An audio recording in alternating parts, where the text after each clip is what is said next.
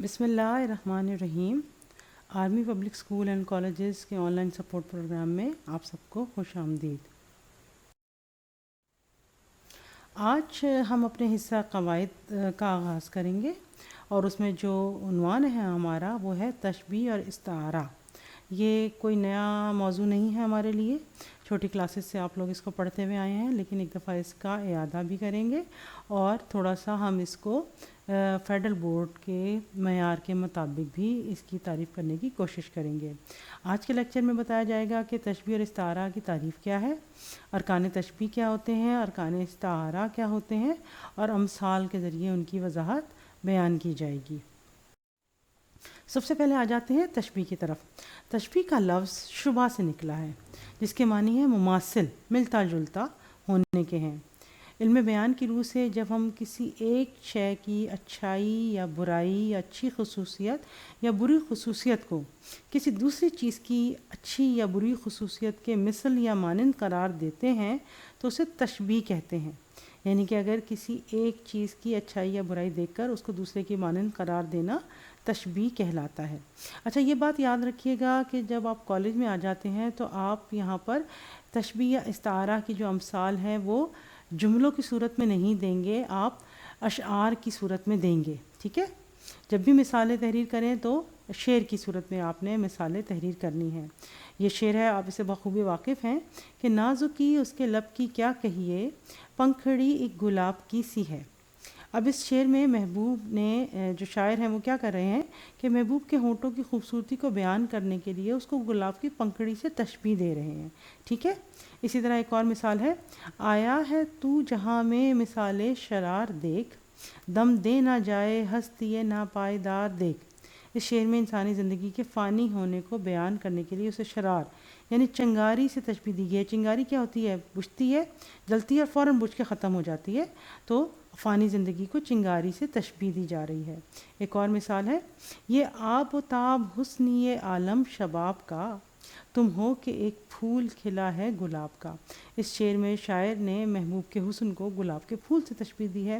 تو تشبیہ کیا ہوتی ہے کہ کسی ایک چیز کی خوبی یا خامی کو کسی دوسری چیز کے مانند قرار دینا، ٹھیک ہے؟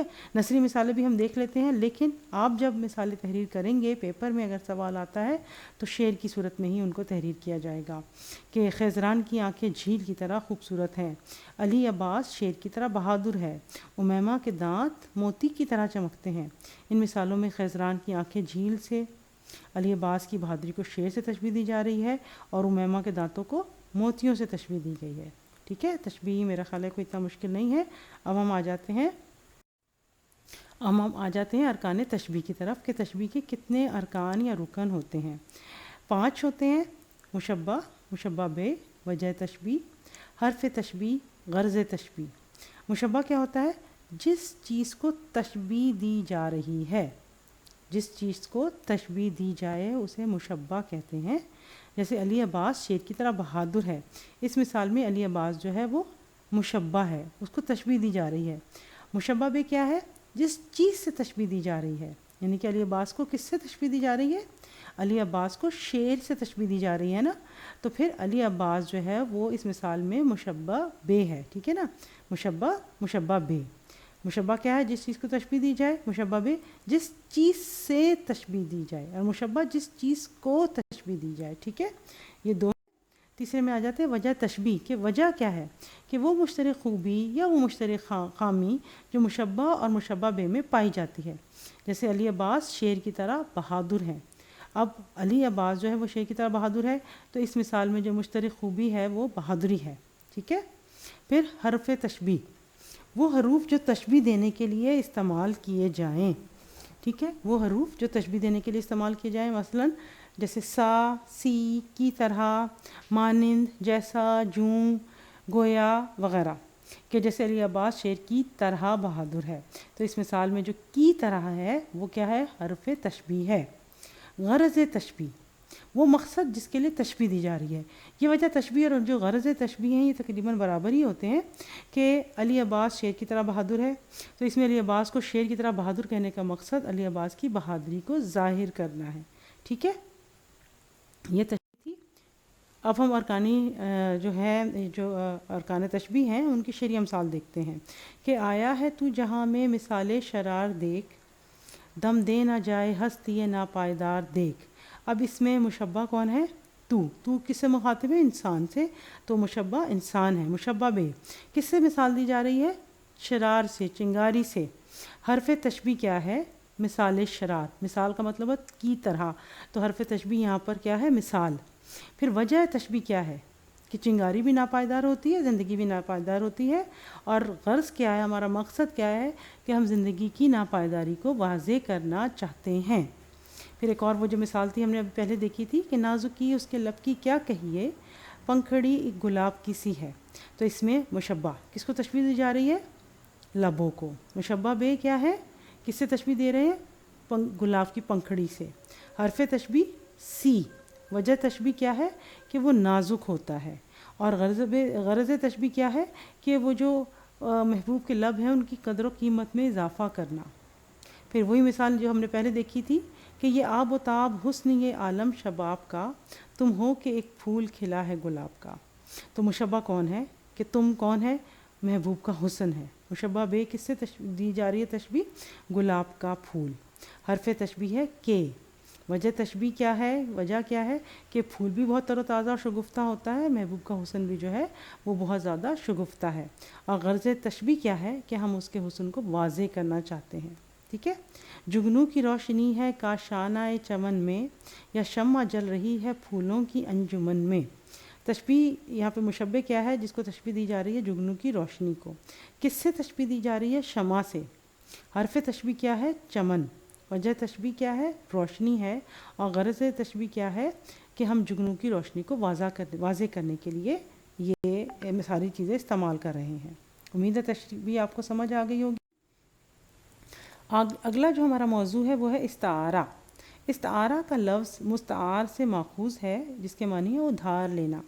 استعارہ کے لغوی معنی ادھار لینا کے ہیں، اور علم بیان کی اصطلاح میں جب کوئی لفظ اپنے حقیقی معنوں کے بجائے، اصلی معنوں کے بجائے مجازی معنوں میں استعمال ہو، اور اس کے حقیقی اور مجازی معنوں میں تشبیہ کا تعلق ہو، تو اسے استعارہ کہتے ہیں۔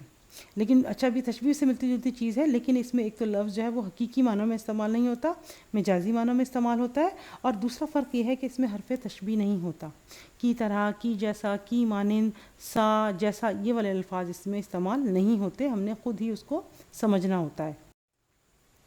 اب یہاں مثال دیکھتے ہیں، جیسے کس شیر کی آمد ہے کہ رن کانپ رہا ہے، رن ایک طرح چرخ کہن کانپ رہا ہے۔ دوسری مثال دیکھیے گا، کھڑکی کوئی کھلے کوئی چہرہ دکھائی دے، اے چاند تو یا کوئی تجھ سا دکھائی دے۔ تیسرا ہے، پلکوں سے گر نہ جائیں یہ موتی سنبھال لو، دنیا کے پاس دیکھنے والی نظر کہاں۔ اب پہلے ہم ارکان استعارہ پہ آتے ہیں، پھر ہم جو شعر اشعار ہم نے پڑھے ان کی وضاحت کریں گے۔ اچھا، استعارے کے 3 ارکان ہوتے ہیں، مستعار لہو، مستعار منو اور وجہ جامع۔ مستعار لہو جس چیز کے لیے ادھار لیا جائے، یعنی کہ جس چیز کو ہم نے اس کی کوئی خوبی یا خامی بیان کر رہے ہیں، اس کے لیے ہم نے کوئی لفظ کسی سے لے کر استعمال کیا ہے، وہ مستعار لہو ہے۔ کہ جیسے حسین شیر ہے، اب وہ اصلی شیر نہیں ہے، اس کا حقیقی معنوں میں ہم نے یہاں پہ شعر کو استعمال نہیں کیا، ہم نے شعر کو مجازی معنوں میں استعمال کیا۔ اور حسین شیر ہے، اب جس چیز کے لیے ہم نے لفظ ادھار لیا، کس کے لیے ادھار لیا ہے؟ حسین کے لیے، تو حسین جو ہے وہ مستعار لہو ہے۔ ٹھیک ہے؟ دوسرا جو رکن ہے استعارے کا وہ ہے مستعار منو، کہ جو لفظ جس سے مستعار لیا جائے، کس سے مستعار لیا؟ ہم نے کس کی خوبی یا خامی کو استعمال کیا؟ شعر کی، کہ جیسے حسین شعر ہے تو اس مثال میں جو شعر ہے وہ مستعار منو ہے۔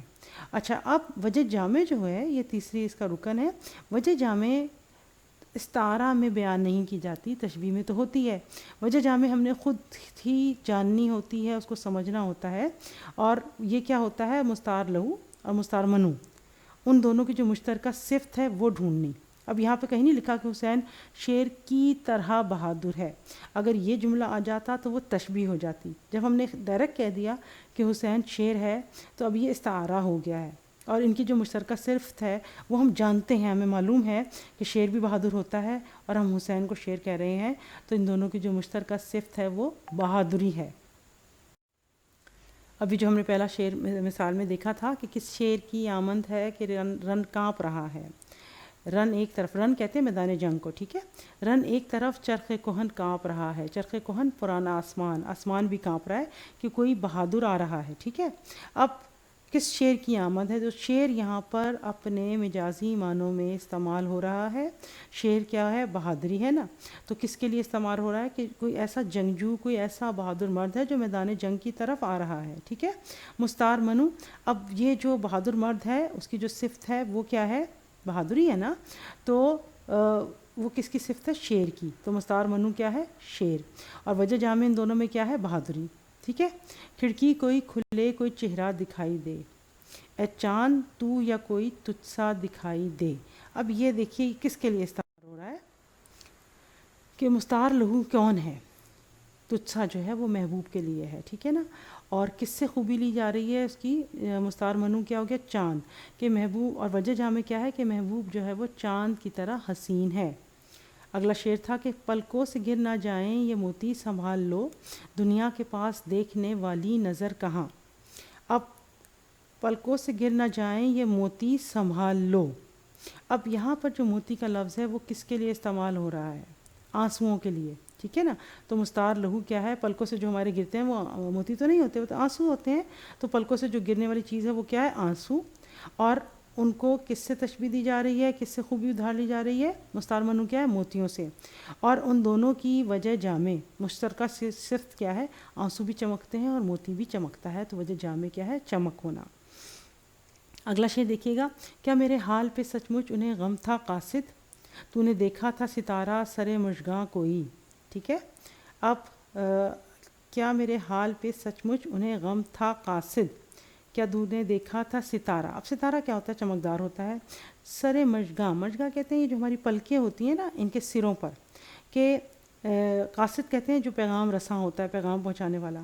کہ قاصد سے پوچھ رہا ہے جو محبوب عاشق ہے کہ کیا اسے میرے حال پہ غم تھا اور وہ میری بات سن کر غمگین ہوا تھا، میرے حال سن کر غمگین ہوا تھا، کیا اس کی پلکوں پہ کوئی آنسو چمکا تھا.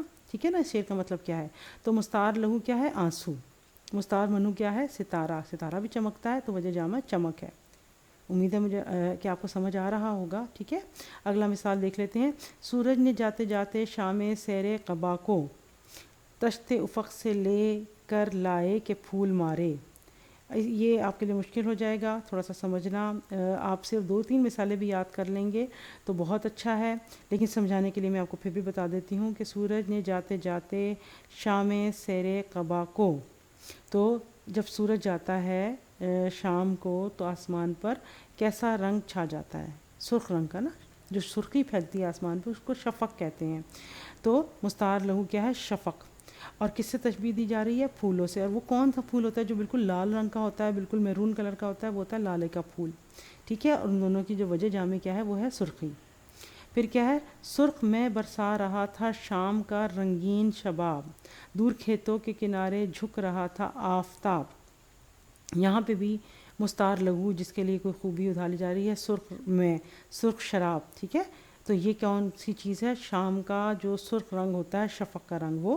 اور اس سے کس سے تشبیہ دی جا رہی ہے؟ سرخ رنگ کی شراب سے. تو مستعار منو کیا ہے؟ میں. ٹھیک ہے نا. وجہ جامع کیا ہے؟ سرخی. امید ہے کہ تشبیہ اور استعارہ آپ دونوں آپ کو سمجھ آ گئے ہوں گے. جلدی سے ان دونوں کے درمیان میں فرق کو دیکھ لیتے ہیں. تشبیہ کیا ہے؟ تشبیہ اور استعارے میں فرق یہ ہوتا ہے کہ تشبیہ کے ارکان 5 ہیں: مشبہ، مشبہ بے، وجہ شبہ، غرض حرف تشبیہ اور غرض تشبیہ. اور استعارہ کے 3 ارکان ہیں: مستعار لہو، مستعار منو، وجہ جامع. پھر تشبیہ حقیقی ہوتی ہے اور استعارہ مجازی ہوتا ہے. پھر تشبیہ میں حرف تشبیہ ہوتا ہے، استعارے میں حرف تشبیہ نہیں ہوتا. ٹھیک ہے. 5 ارکان میں سے کم از کم 2 کا ذکر ہوتا ہے. مشبہ اور مشبہ بھی بتا دیے جاتے ہیں. اور استعارہ میں صرف 1 مستعار منو کا ذکر ہوتا ہے. ہم نے مستعار لہو اور وجہ جامع خود ہی ڈھونڈنی ہوتی ہے. تشبیہ جو ہے وہ علم بیان کی ابتدائی شکل ہوتی ہے کہ سمجھنے والے کو فوراً سمجھ آ جاتی ہے، اور استعارہ علم بیان کی انتہائی شکل ہوتی ہے، اس کو سمجھنے کے لیے تھوڑا غور و فکر کرنا پڑتا ہے۔ تشبیہ کیونکہ حقیقی ہوتی ہے تو اس کی بنیاد بھی حقیقت پر ہوتی ہے، اور استعارہ مجازی ہوتا ہے تو اس کی بنیاد خیال پر ہوتی ہے، امیجنیشن پہ ہوتی ہے، کہ شام کی سرخی کو دیکھ کے سوچ لینا کہ یہ لالے کا پھول ہے، ٹھیک ہے نا، پلکوں پہ آنسو کو دیکھ کے سوچ لینا کہ یہ موتی ہے، یہ خیال پہ اس کی بنیاد ہوتی ہے۔ امید ہے کہ آپ کو تشبیہ اور استعارے میں فرق اور ان کی امثال بخوبی سمجھ آ گئی ہوں گی۔ اب آپ کی اسائنمنٹ کیا ہے کہ یہ جو اشعار ہیں اگر نہیں سمجھ آتے پڑھیے گا، میرے سے پوچھ لیجیے گا ان کے معنی کیا کیا ہیں، اور ان میں سے آپ نے ارکان تشبیہ الگ کرنے ہیں اور ارکان استعارہ الگ کرنے ہیں۔ جس طرح وہ پیچھے بنا ہوا تھا ٹیبل، اسی طرح بنا کر آپ نے پورا سالو کرنا ہے، تصویر اتارنی ہے اور پھر مجھے بھیجنی ہے، ٹھیک ہے۔ اللہ تعالیٰ آپ سب کو اپنی حفظ و امان میں رکھے، اپنی حفاظت کریے گا، خیال رکھیے گا، بار بار دہرائیے گا۔ اللہ حافظ۔